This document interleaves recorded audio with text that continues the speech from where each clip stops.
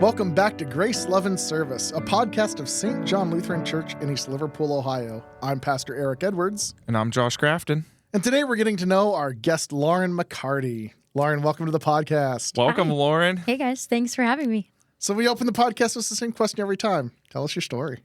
All right. Well, I am not new to the church by any means. I've grown up in the church my entire life. I was baptized Catholic at about 4 months old. Never really attended the Catholic Church a whole lot, but that's where my dad's family, my dad is Catholic and his entire family is Catholic. So I was baptized Catholic. I grew up going to the Presbyterian Church. I was confirmed there in my teenage years. And then we started coming to the Lutheran Church here at St. John a little bit before COVID, so about 2020-ish. And we were coming here for a couple months before COVID shut everything down. So it was like we were just kind of getting used to everything, getting used to the flow of things. And You shut up, we close the door, and it probably felt very, exactly. We're like, what did we do? What did I do wrong? Yeah. But no, so we were coming here for a couple months before, prior to COVID. COVID shut everything down. So then we were like watching the Facebook sermons and the YouTube videos and all that good stuff. And I was just trying to find any form of Jesus that I could get in my life at that time. And then obviously the doors reopened and we've been here ever since. So we're going on 6-ish years coming to St. John. So One of the things I always like to ask people when they've been through different denominations, like, what do you like from some of them? What don't you like? Like, did you notice a lot of differences between Catholic, Presbyterian, and Lutheranism? I'll be so honest. Like I said, I was so young. I could probably count on one hand the amount of times I've been to the Catholic Church and actually like remember those situations. So honestly, what I do know though is you have to be quiet. You have to be, you have to be on your best behavior. My kids wouldn't fit in. And honestly, at the time, like for my age, like I didn't feel like I fit in either. It just was kind of like, it was almost like I didn't realize what church was at that time, or I didn't even realize who Jesus was at that time. So it was like I was going, but it was just more so to appease my family, if that makes sense. Like I was too young to understand. And then even when we started going to the Presbyterian Church too, I was still young then as well. And what I do think though is just it's more like it feels more laid back, like the Catholic religion. Like I feel like it's got its rules. It's a little bit more strict when it comes to its principles and whatnot. And then I feel like Presbyterians are the complete opposite, like opposite end of the spectrum. Like it just seems more laid back, more chill, and so I feel like what I like about it is coming to St. John feels like that perfect, like happy medium. I almost feel like it's right in the middle of like Catholic and Presbyterian. It's Catholic light. Right, Yeah. right. watered down Don't Catholic. water down anything. That's all right. Well, we talk to your brother all the time. He always, when he talks about the Catholic Church, he always references how beautiful everything is and how much he respects that tradition. But Absolutely. he just feels it more home here. Yeah. And I love everything about this church. I mean, just you walk in the doors and, our sanctuary is beautiful. And I walk through the doors and I just feel at peace here. So yeah, anyways, I feel like we found that like happy medium here. And we've just been happy to be here ever since. So Well, one of the things you said there is like when you're younger, you're going because it's what your family does and they take you. And when does it become something you do or want to do in your case? yeah.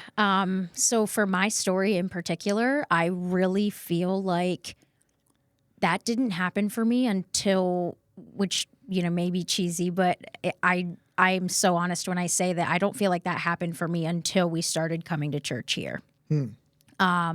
So we're talking the first, I was probably 17 or 18 when we started. Well, maybe not quite that old.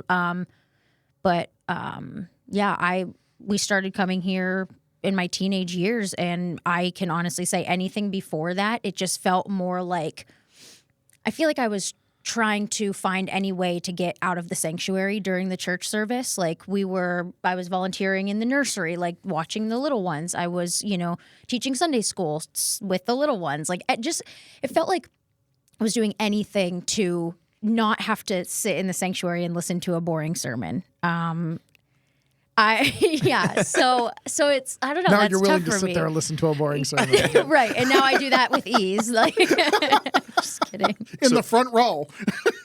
So was it a big deal for you personally when you switched and came to St. John? A huge deal. Was it? Yeah, I feel like I said, I can recall a million memories from going to the Presbyterian church.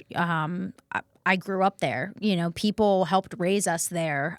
You were a little kid when I first met you, because we used to have a shared, our church and your Presbyterian church and another church all had this group that did youth group together.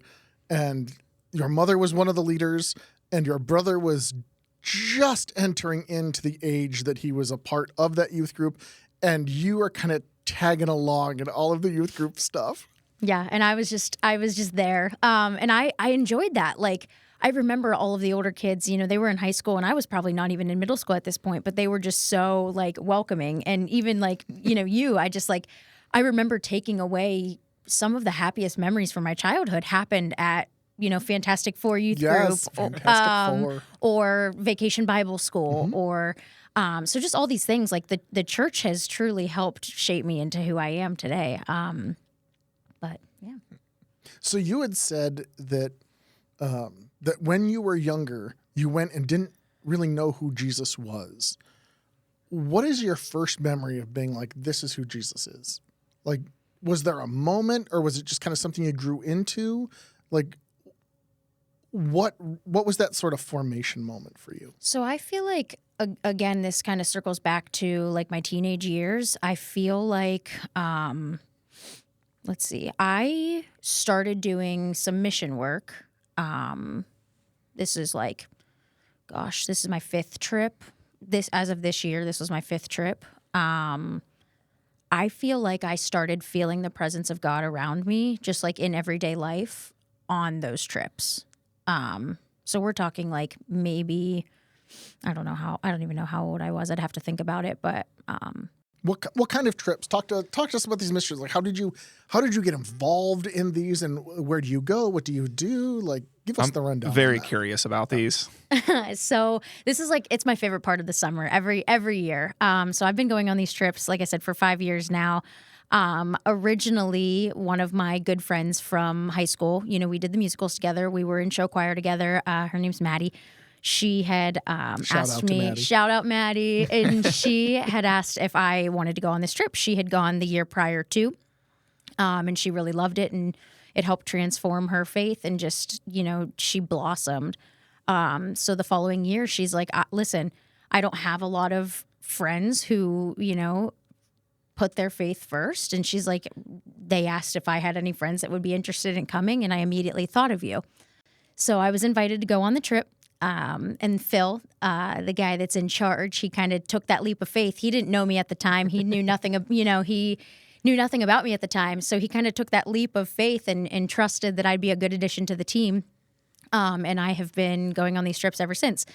So for the past 5 years, I've gone on these trips, and we've always gone to Oak Island in North Carolina. And it's become like my little home away from home. It's, like the cutest little like beachy town. And we've been, like I said, we've been going back to the same place each summer. There's a Baptist church there that puts us up every summer. And they are nice enough to open their doors for us. They have a beautiful facility that they let us stay in for free. And so anyways, we travel to Oak Island. It's tough because it takes what should be like a 10-hour trip. It takes it and turns it into like a 15, 16, 17-hour trip.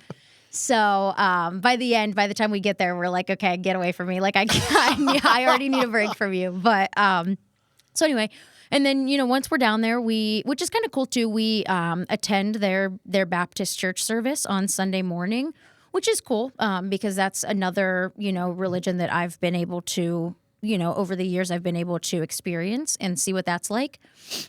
So we've attended a Baptist service, and then we have several different projects that we take on each summer. So typically our big project is working on a handicap ramp for someone in need. So we've been in contact with like the Veterans Association down there, and they typically kind of put us in contact with someone, a disabled veteran or a loved one of a veteran who could really use those, that service.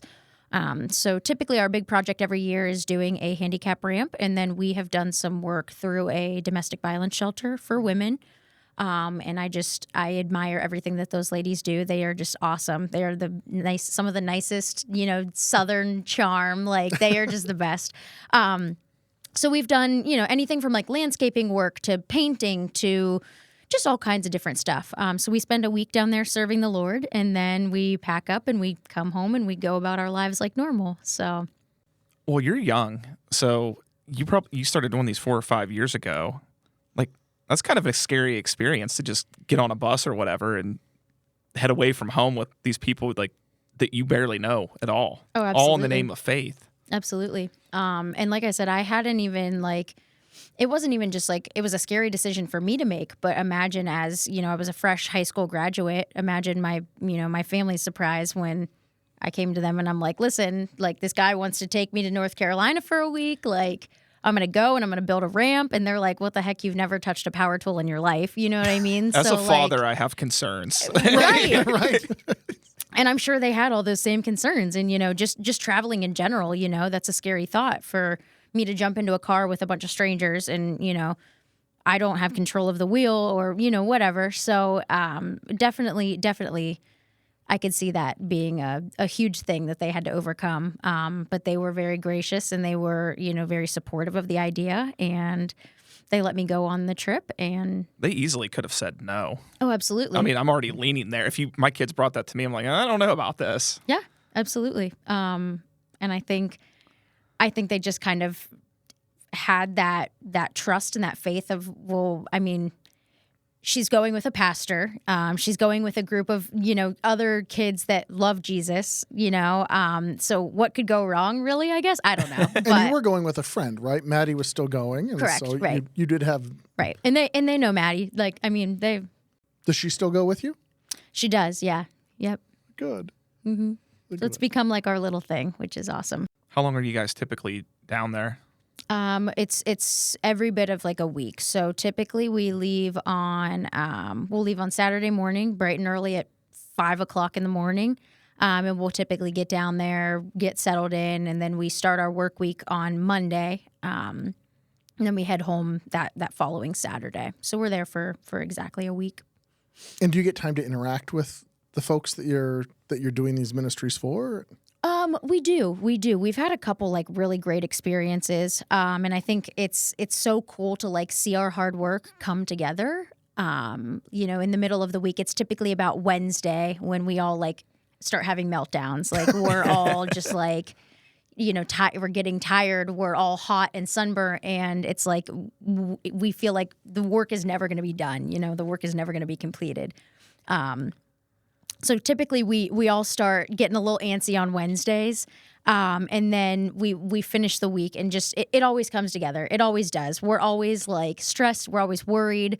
How the heck are we going to get all this stuff done? And it comes together every single time. And we are just so blessed to be able to bless others with our hands, and just teaching a bunch of kids from Ohio. These are middle school and high school kids that are going on these trips, and teaching them how to use power tools and building these beautiful, structures, and just doing God's work to help make someone's life a little bit easier is it's awesome. So we had, to answer your question, we had built a ramp last summer, and the woman she's in a wheelchair for the most part. But when she leaves the house, she has to use a walker. So obviously a ramp was very, very beneficial and super helpful for her. And I remember she came out and, she had asked if she could pray over us. And she spoke the most beautiful words, and she prayed for us. And it was someone in her family. I couldn't tell you who it was to her, but they started singing to us, and they were singing like their favorite hymns, and just like they had that like Southern charm to them, and they were just like hooting and hollering, and they're clapping and stomping as they're like.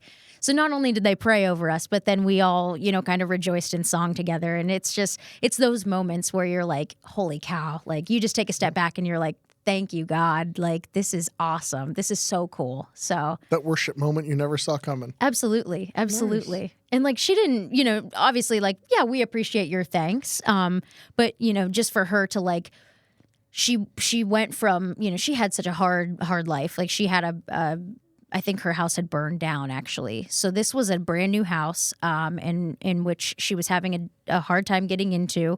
And so that's why she needed the ramp. So anyway, we built this ramp, and it's awesome to see, like, she didn't have to trust us coming onto her property and building a ramp for her. She didn't have to, open her door and her heart to us to let us do this. But she did. And not only was she thankful and grateful for it, but she prayed over us, and she, prayed for safe travels home, and just glorified God that we had done what we did for her. And it was so cool. Like she's in such a low point in her life, and she's still praying over us, and she's still, praising us for the things that we had done for her. So it's really cool. Like I feel God's presence more than ever when I'm on those trips. So I used to roll my eyes before I was a Christian when people would pray for me. Like, oh, here we go again. They're just speaking words at me. And now it is one of the most touching things. Like when someone does it for me, especially in a tough situation or just for whatever reason, it is one of the most like touching and heartwarming moments. I mean, I do shed tears when people do it for me. Yeah. And I never saw that coming. I understand feeling the presence when somebody does that. It's truly remarkable. It is. It's enough to like want to take you to your knees. I mean, like, I've prayed over a couple people in my life, and just it's like it's almost a vulnerable feeling, because you're like, you go up to them and you're like, how do I approach this without, like obviously I'm feeling empathy for you and I want to pray for you. How do I go about, you know what I mean? How do I go about asking if I can do that for you? And it's kind of an interesting experience, right? Because you wind up while praying for somebody else, you are praying to God, but you're feeling the Holy Spirit moving through you in that moment. So it's like God is using you to communicate to God. Like you're in a neat part of that cycle. And I've just had some like truly remarkable ones where like the Holy Spirit is spoken through them and hit it like dead on exactly what I needed to hear. So yeah, that is remarkable. Yeah. Yeah. It's really a cool experience. Well, your mission trips and building ramps for people who are having trouble getting around, that kind of ties into your work a little bit, doesn't it? Oh, absolutely. So I'm a physical therapist assistant, for those of you who don't know. I work in the outpatient setting, and it really is just, I feel God's hands in a lot that I do on a daily basis. People are coming to me at their most vulnerable, painful, moments where, they're in pain, they're hurting, they're suffering. And they're coming to me asking for my help and my healing. And you're going to make them hurt worse before they feel better, too. Absolutely. Absolutely. I mean, there's a certain so happy about that. Yeah, like no pain, no gain is true to a certain extent. I will say that.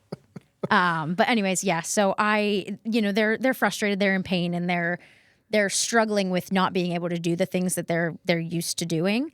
And I feel like, if anything, my job has just helped me with, the typical like fruits of the spirit, love, joy, peace, patience, kindness, all those things. Like I feel like I have grown in all of those aspects of my life doing what I do on a daily basis.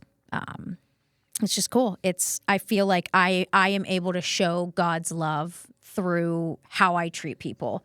And it's not like I'm not going in every day and I'm like, hey, I know your back hurts, but do you want to hear the word of Jesus Christ? You know what I mean? Like I can't like preach it to them, but in the way that I treat them and the way that I go about, just listening to them and being what they need in that very moment, I feel like is me doing God's work through what I do. So, yeah.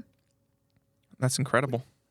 we tend to forget that in everyone's job, and whether you're in the workplace, whether you're a stay-at-home parent, whether you're a homemaker, whatever you are, that there's ministry to be done in there. Too many times we think that they're professional ministers, and then there's everyone else, and that's not the case. I mean, some of us get paid to do it full time.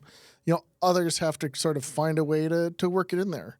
And I can completely see you doing that within your job. It's almost a form of prayer, right? I mean, your physical therapist is almost like laying on of hands all the time, right? What do you find as a challenge in your job when it comes to your faith? Well, I mean, just as I had mentioned, they're coming to me at their most vulnerable state. I feel like it poses as a challenge because sometimes they don't want to, hear, oh, well, sometimes it's okay to feel a little bit worse before you feel better, or, you're going to be in pain. You just had surgery, So I feel like it is hard to get through to them sometimes of like, it will get better. I promise. Like, yes, we're climbing, what feels like a never ending, hill of just hurt and pain and suffering. But I promise you, like, what's on the other side is so much better. Like, you're going to be able to do the things that you once loved doing, and you're going to be able to do those things with your loved ones. And so I feel like it is challenging because, they come in and they're like, well, I feel worse. I feel worse than I did when I saw you last time. And it's like trying to explain to them that it's okay. We're going to have those setbacks. We're going to have those little hiccups where it's okay to be a little bit sore or a little bit in pain before things get better. So, and isn't that the way faith goes too, right? Like there Absolutely. are times where you're going through a trauma of some kind, you're going through grief, you're going through some hard time in faith. And there are times, it's going to get worse before it gets better. This is going to hurt. But I mean, I'm thinking your entire speech there of, it's going to get better. You're going to be able to do those things that you were able to do before. You're going to be able to live that life again. Like That's ministry. I would preach that at any funeral. Right. You know what I mean? Like Yeah. that is something you can say to someone who's dying. Like it's okay. It's going to get better. It's going to get worse before it gets better.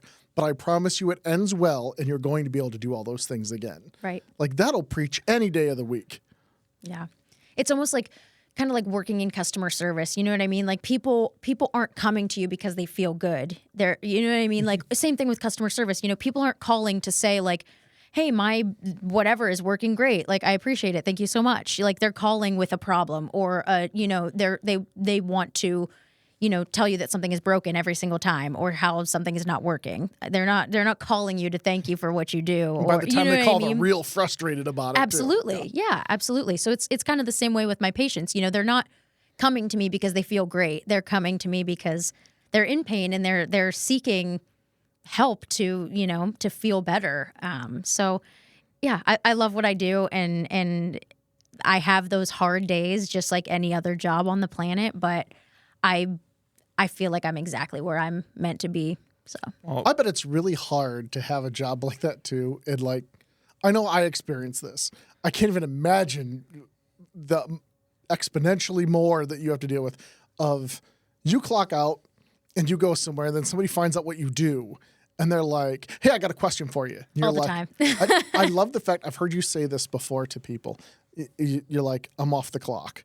And I've seen you do that like right before worship. Somebody will ask you a question about something. You're like, I'm off the clock. And it's a great boundary to have. And I love that. Yeah.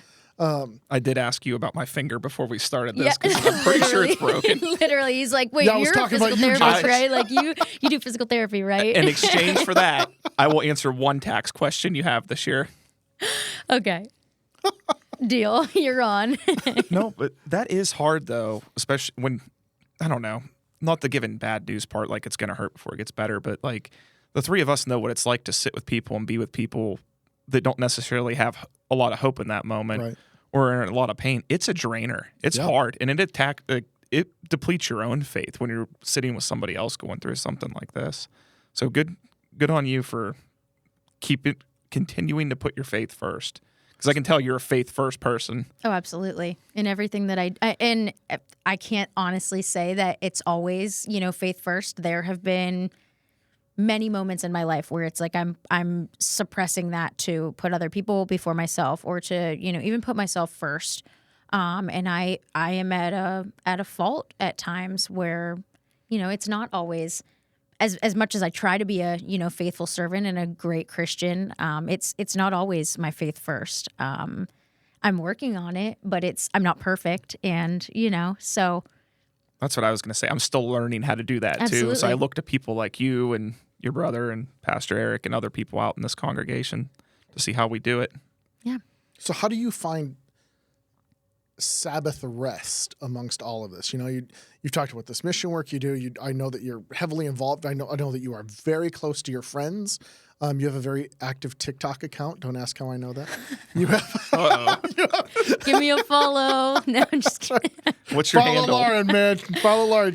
She's worth every minute. It's Laur, LAURMCC _. So give it a watch. I'll put that in the description. Give it a watch. I accidentally ran across it one day on TikTok, and I was like, "Is that Lauren?" Yeah, some of my TikToks are not the most faithful. It's not the most faithful content. So tread lightly. But it's fun.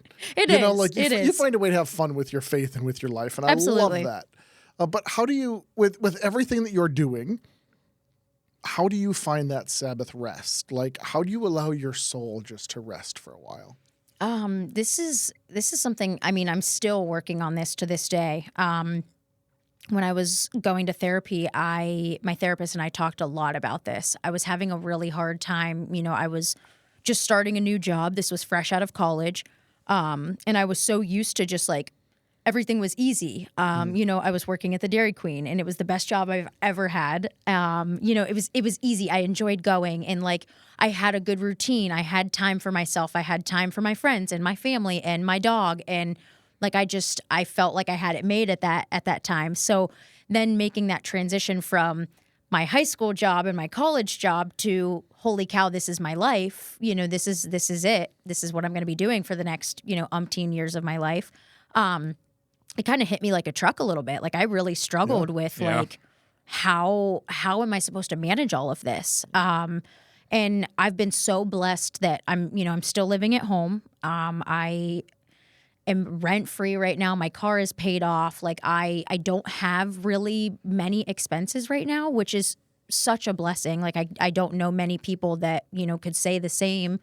And I'm grateful for that. But I feel like I was struggling, like trying to just manage everything in a timely fashion. It was to the point where like I would go outside, like I'd take my dog outside in the morning, and I was just like I don't have time for this. It was like everything was such a rush for me.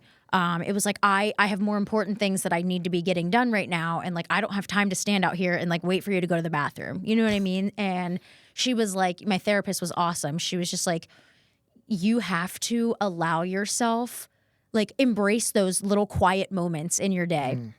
She's like, as frustrating as it is, if, your dog's not going to the bathroom on your command, like take those moments. She's like, those are those little moments that like you can use to talk to God for a couple minutes. You know what I mean? Like, because then I'm like, okay, well, how the heck am I going to cram prayer into my day? And how am I going to squeeze my devotion in? And how am I going to, listen to my podcast episode? A burden. It was hard. It was very hard. And she's like, those moments though are when you can, embrace those little moments. When you take your dog outside, you have a couple free minutes to talk to God. Like he's literally like, you have those free moments right in front of you. So I think it was just more so like, it was challenging to get used to a routine, working 10 hours a day and then coming home and getting ready for bed so that I could do it all over again the next day. It posed as a big challenge for me. So I think just finding what works for me and what that is, I have a 25-minute commute to work. During that time, I can listen to podcasts, my worship podcasts, or Grace, Love, and Service podcast, wink, wink, or, plug. right. I can listen to, my worship music that I enjoy doing, or listen to my audiobook that, So all those moments of like when I get home at the end of the day and I'm like, holy cow, I just want to settle down and go to bed. Like I'm exhausted. I don't feel, okay, well, first I need to sit down and I need to pray, or first I need to sit down and I need to listen to at least 10 minutes of my podcast. Or, if I find time to, I make time for those little moments throughout the day, then I've noticed that works really well for me. So You stop using the word need all the time, right? Like, Absolutely. I have to do this. Absolutely. One more thing. It's like I get my mind, my mindset shifted, and it was like I get to listen to my podcast as I drive to work, and I get to be productive in those, those 25 minutes. Sometimes I spend it talking to God. Sometimes I spend it, yelling at God. Sometimes we're beefing, we're fighting it out, or sometimes I'm listening to my podcast. It's finding time in those little quiet moments of my day to prioritize my relationship with Him. So you said something really interesting that people usually will not admit to, and I love that you did, because we all do it, and nobody wants to say out loud that they do this. The beefing with God, Yep. the yelling at God. What do you yell at God about? We've had it out multiple times. We're getting deep. We're getting heavy. So I myself, I battle with anxiety and depression. I'm medicated for it. I was seeing a therapist there for a while. I take care of myself. I do all the right things to try and keep a healthy, sound mind. So with that being said, it's just like I feel like I have the same struggles as any other young adult female of, I'm in a waiting season right now where I don't have a boyfriend. I don't have a significant other. I don't, I don't really have any of that going on. But I'm kind of seeing the people around me getting, those moments are starting to happen for them. And I think I'm in a weird place where it's like, oh, look who else got engaged, or look who else just announced that they're having a baby. And it's like, why is it not falling into place for me? Sure. And not just specifically that, like just comparing myself to other people and like how their lives are going.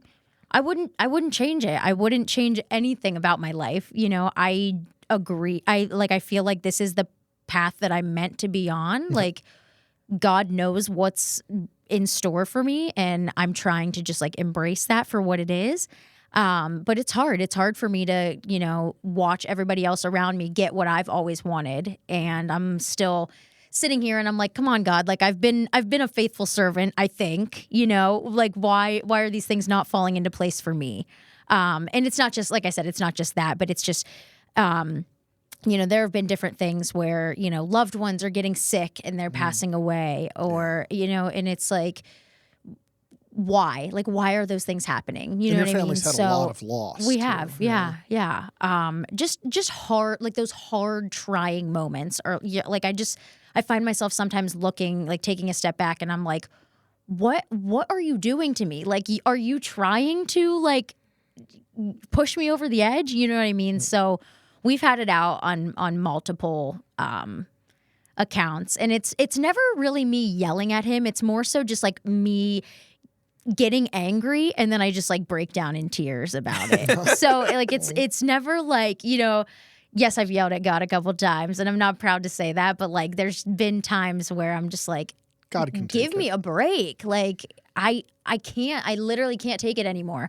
But yeah, I feel like it always, then the next day, like I wake up and I'm okay. Like I feel like he heard me and I move on. So I don't know. That is one of the most healthy relationships with God I have heard, because a lot of people will have that moment, and we all do. Dear listener, if you have yelled at God, you are fine too.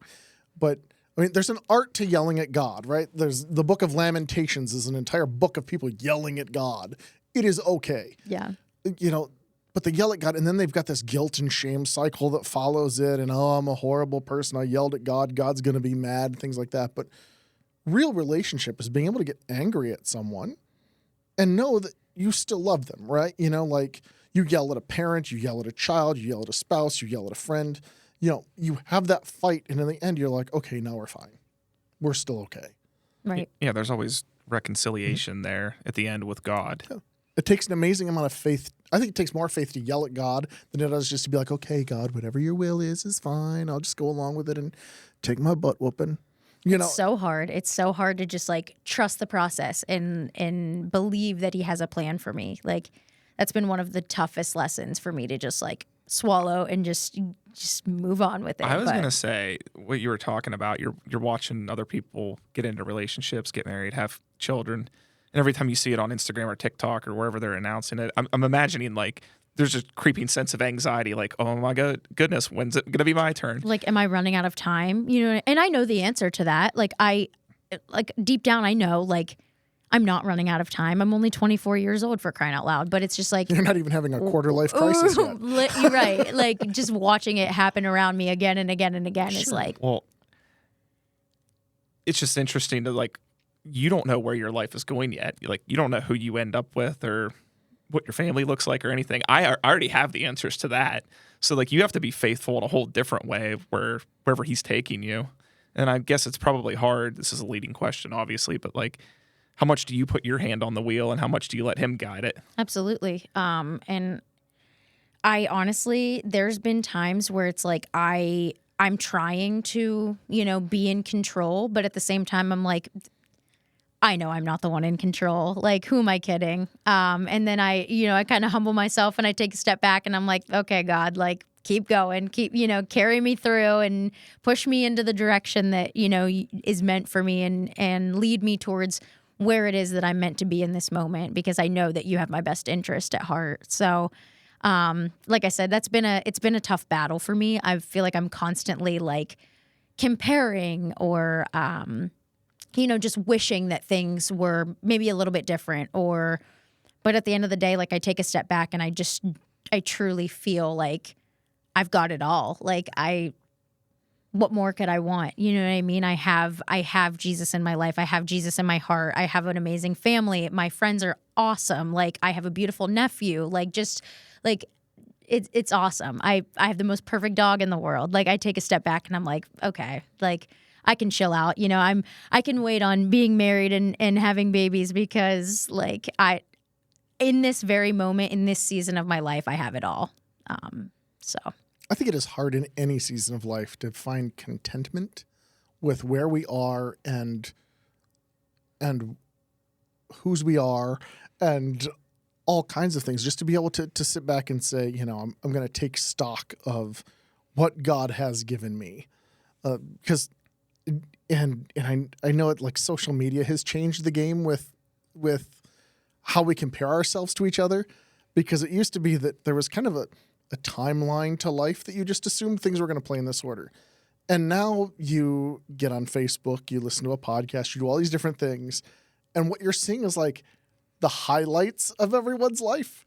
And you're seeing like, why does everyone else have these perfect relationships and these perfect families and these perfect houses and these perfect everything? And you're like, it's because like that picture of their family that they put on Facebook, they put it up because it was the one time their family was not falling apart and an absolute dumpster fire. They on went that to day. Disney for 10 days and they only have one good photo to show you. Right. One Yeah. 30-second stretch where they could get together and not be screaming And and they're like, crying. look, I'm going to convince you my family's perfect. right. You know what I mean? And I'm so glad you like say that, because I take a step back and I'm guilty of it too. You know what I mean? Like I'll post pictures of like me smiling and I'm like, I was having a panic attack 15 minutes before this photo was taken, or, you know, I was having a depressive episode 10 minutes after I took that photo. You know what I mean? Like, and I take a step back and I'm like, I try to be very transparent and very honest and real and raw with my social media, because I'm proud of like who I am. I'm proud of where I'm at in this season of life. And, you know, like I said, I could sit back and I could compare myself to,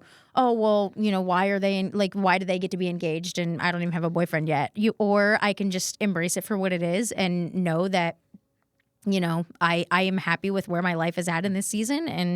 And that's kind of how I just go about it. But I try to be very like raw with my social media. Like I've posted a couple like long things on Instagram and just said like, you know, this is, you know, not every moment is this, you know, beautiful and uplifting for me. You know, I have some real, you know, I've gone through some real trauma, some real issues.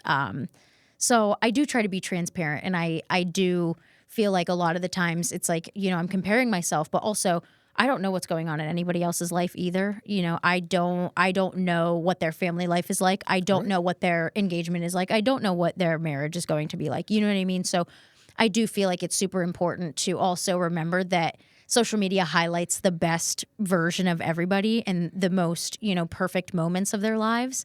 Toxic perfection. Absolutely. I can't tell you how many times I've, throughout especially my 20s and early 30s now, following someone on social media, seeing all the highlights, and I fell for it. You know what I mean? Like, this has happened to me half a dozen times where I've fallen for that image, and then you find out later it is an absolute train wreck behind the scenes, and you're just like, oh, thank goodness I don't have any of that. Absolutely. Yeah. I just think you're, looking at my own life experience and people I know and I'm close with, like, I think you're at a hard age right now. Like, this is a tough time for a person, early 20s and coming out of college, looking for where you're going and who you are. Absolutely. And I feel like it's hard sometimes too, because, I have an older brother and he is just incredible. He is an educator and, he's got his master's degree and just like he bought a new house last summer. And so it's kind of hard too. Not only do I have the pressure of my peers around me, but I have the pressure of a very successful brother as well, that it's like, okay, well, I don't have to, but I want to, make my parents proud like he has. You know what I mean? You do. I know your parents. You make them very proud. Thank you. But I do feel like, not only, like I said, not only do I have my peers around me, but, my family too, that I want to, please. And so I feel like that could make it a little bit difficult as well. It does. Yeah. So you've talked a lot about making other people happy. You've talked about making yourself happy or trying to make yourself happy. What do you believe in your life makes Jesus happy? I feel like I try to go into every day, living with the mindset of I want to treat people more like Jesus does, and I want to love people like Jesus does, and, treat them with the same kindness and respect. So I hope that, me trying to model, what I see as strong Christian behavior, I hope that pleases Jesus. I try. And like I said earlier, I'm not perfect. I'm not a perfect Christian. I will never claim to be. But what I do hope is that, the way that I present myself, I hope that it pleases Jesus. And, when I am taking that quiet time to I've been trying to prioritize a lot too, instead of centering my prayer around asking God for things or asking Jesus for things, I'm just trying to pray over other people or so I don't know, maybe that's also asking God for things, but it's just I've been trying to, instead of saying God, I really could use this, or I'm trying to pray over my family a lot, and I kind of use the same prayer every time. And I'm like, Lord, just allow them to know that not only are you there for them in any given moment at any given time, but please allow them to know, give them some sort of let them know that I am also there for them. I pray the same prayer every single time. And I'm like, God, I just ask that you just let them know that they are so insanely loved by not only you, but by me. I just want them to feel that. I want them to feel how loved they are, regardless of what they're going through, that, if they don't feel comfortable enough coming to you in prayer, that they can come to me in prayer, or vice versa. If they don't feel comfortable coming to me about it, they can always come to you and talk to you. So I just feel like the way that I pray over people too, and the way that I structure my prayer, I really hope that it pleases God too, So back to your faith story. What is your absolute earliest faith memory? Okay, this is kind of a really random moment, but I can remember, I remember a children's sermon, and it stuck with me, just not so much for I don't know why this sticks with me, but just I remember him comparing a pretzel to prayer. I don't know if you've ever like heard that analogy or whatever, but so like basically like the pretzel is like this, and it represents like people used to pray with their arms like folded across their chest instead of like with their hands folded. And I don't know why that sticks with me so much, but it's just like it's such a silly like early faith memory, but I was so young at that time, so like for that to stick with me. And then it's like the three sections of a pretzel are like meant to represent like the Father, Son, the Holy Spirit. I don't know. Anyway, that's super random, but I feel like that sticks with me. So now every time I eat pretzels or see pretzels, I feel a sense of peace. Rolled gold Jesus. My kids left a bunch of pretzel crumbs over there. It's never pretzel rods. It can't be the rods. It's got to be the... Thy rod and their staff, they comfort me. I just like the salt. Yeah, right. Christians be salty. Salty Jesus. Who are some of the influences on your faith? Oh boy, Mom, I'm sorry for this in advance. Get the tissues. No doubt, hands down. My mom is a huge, massive influence on my faith. And I say that because, I had talked about earlier that it wasn't really my choice to, be going to church at such a young age. But I did, we went every single Sunday, and by golly, we were sitting there dressed in our Sunday best, whether we were behaving or whether we weren't, we were there on Sundays. And our faith journey kind of took that turn, prior to us coming here to St. John's, when it got to a point where, we were just not happy with, I can't speak on behalf of anybody else, I guess. I will say I was not happy with where my journey was headed. We were, going to church every Sunday, and I felt like I was getting nothing out of it. I felt like I was leaving more empty than when I walked through the doors. And I just remember that feeling of like, okay, I know that like sometimes I don't pay the best attention in church. Like at that young age, I wasn't really like paying super close attention, and I wasn't really like retaining much at that age. But I was like, it got to a point where I was like, I know that like I don't pay the best attention, but like if I'm leaving here feeling worse, I feel like something is wrong. And it had gotten to a point where like I kind of went to my mom and I'm like, I don't want to do this anymore. Wow. I am not getting anything from this. This is draining me. I feel just exhausted coming here. And it kind of went back to that, like it felt more like a chore to go to church every Sunday. Like my alarm would go off to get up for church on Sundays, and I was like I just roll my eyes, and I just didn't have that motivation to get out of bed, because I knew like I wasn't going to get anything out of it. So I had went to her and I'm like, I don't want to do this anymore. And I could tell that was like a pivotal moment for her, because my brother and I both, we were both in the same boat, and we were like, Mom, I can't, like, this is not healthy. Like I'm not enjoying this. I don't want to go to church anymore if this is going to be how it's continuing. Well, we know how this ends because you end up here. Absolutely. But how did she receive that? So I would imagine it had to be hard, very hard for her. It's like a family generational. That's a big 100%. deal. My brother has spoke on this before in multi generations. I think 3 or 4. I'm not exactly sure, but like our entire family like has gone through that church at some point or another. So for my mom to be so receptive of us, kind of expressing these concerns to her, and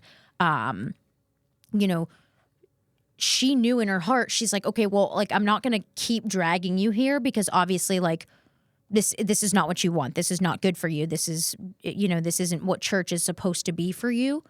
So I could imagine it was so difficult for her to, she had reached out to Pastor Eric and was like, what time do you guys worship on Sundays? We're just looking for something new. We're considering, coming to check it out.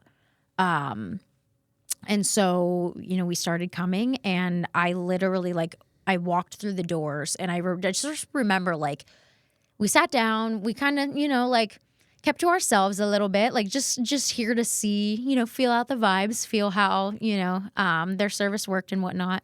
And I can honestly say, Pastor Eric preached the sermon, and, he said amen. And, I literally just, looked down and, just goosebumps on my arms. And I just remember looking left and looking right and looking at my mom and my brother and just this I think I mouthed the words this is it, and it's just, we've been coming here ever since. So, but I do feel I hope that my mom knows that, I'm so incredibly grateful for her selflessness and for, the fact that she was willing to prioritize my brother and I's faith over tradition.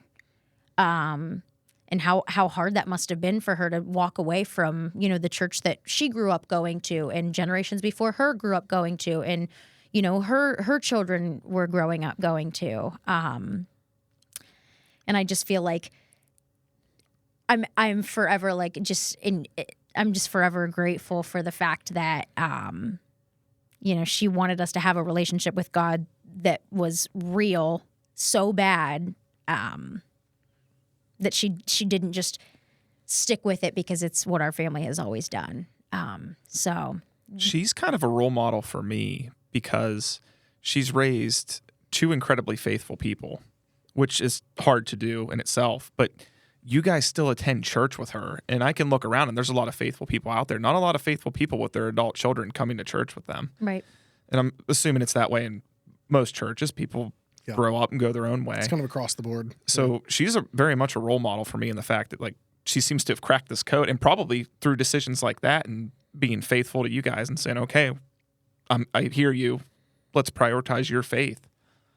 Right. So I should probably tell her that I admire her. So there you, you go. You just did. I'll be coming to ask more McCarty. questions. Yeah, Josh admires. I'll be asking more questions. So Mama McCarty was a huge influence on your faith. Who else has been a huge influence on your faith that you would point to and say that's an example of faith? So this also kind of goes back to, I'll find any excuse that I can to talk about the mission trips that I go on. So I do also just want to say Phil Bartholomew is he's kind of like the grand poobah of the mission trips, if you will. He is a pastor himself. He bounces back and forth between a couple churches in Columbiana, actually preaching, I believe. And just like I said, this man, he knew my family.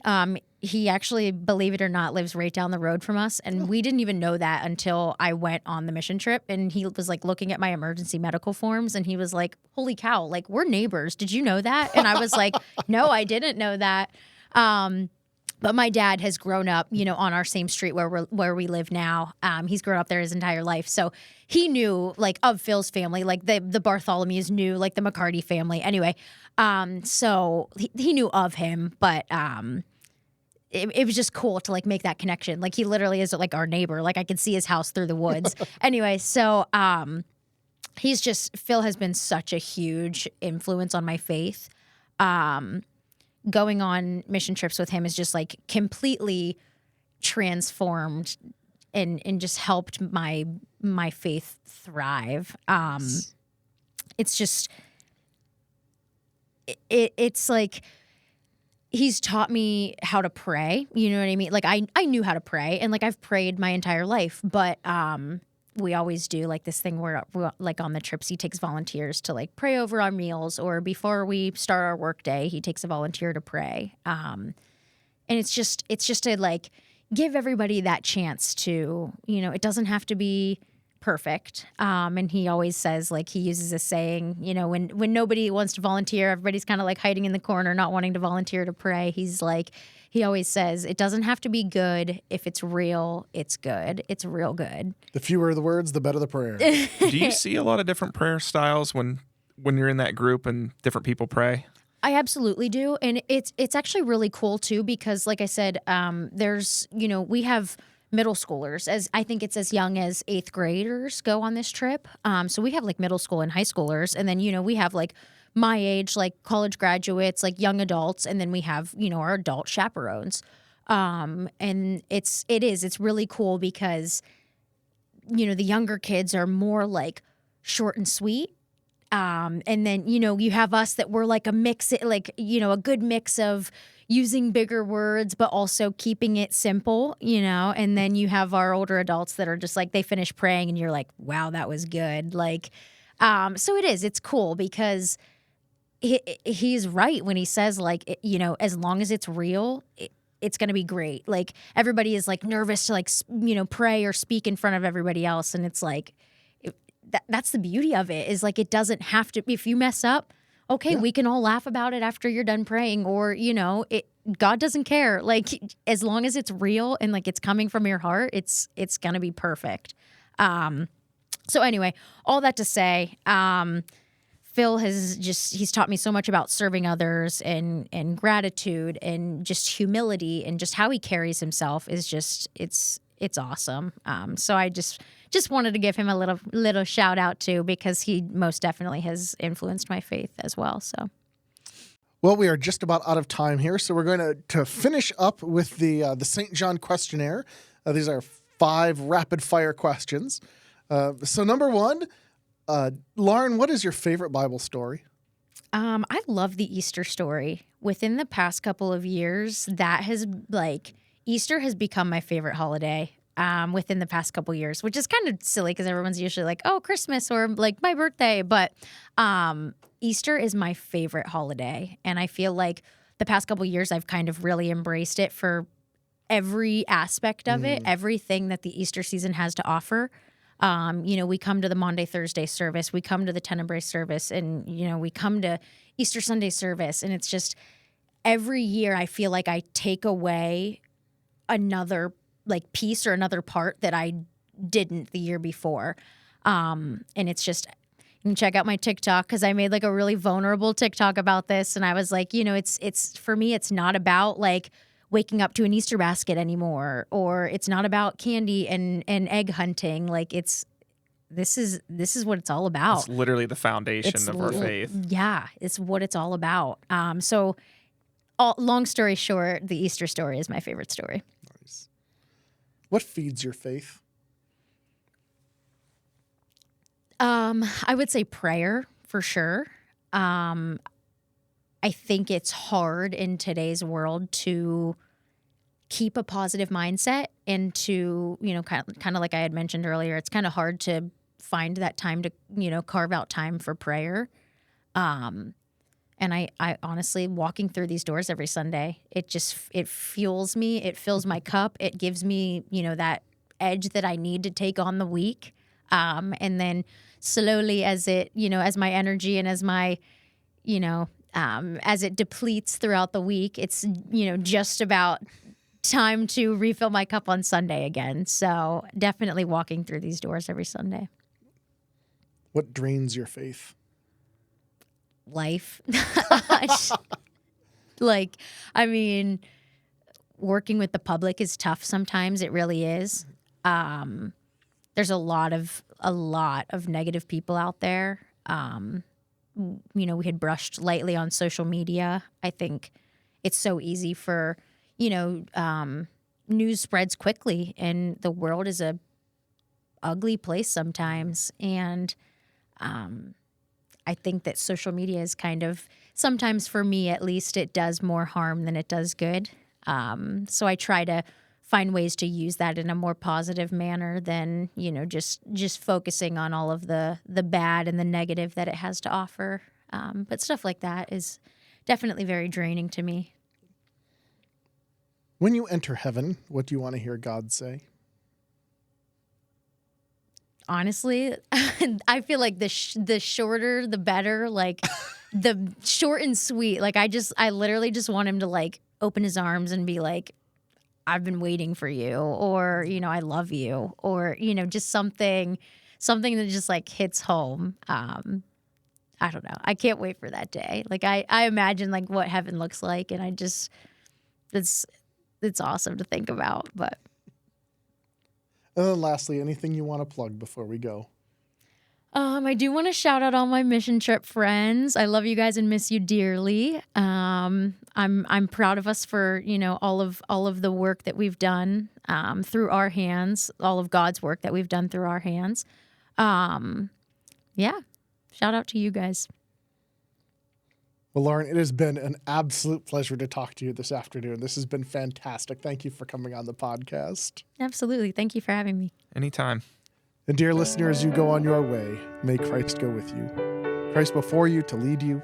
Christ behind you to encourage you. Christ beside you to befriend you.